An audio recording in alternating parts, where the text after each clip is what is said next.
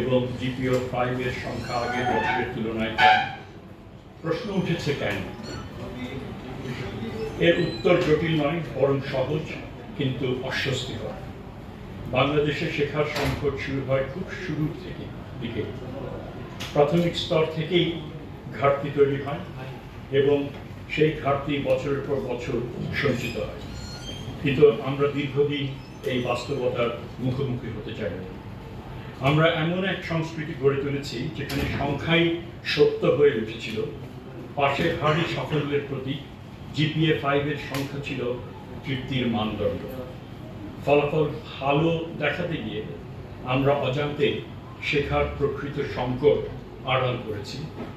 আজ আমি এবং আমরা এই মন্ত্রণালয় সেই সংস্কৃতি পরিবর্তন চাই। একজন দায়িত্বশীল উপদেষ্টা হিসেবে আমি চাই শিক্ষা ব্যবস্থা আবার বাস্তবতাকে প্রতিফলিত করুক। যে ফলাফল শিক্ষার্থীর শেখাকে সত্যিকারের মূল্যায়ন করে সেটি হোক আমাদের সাফল্যের মানদণ্ড।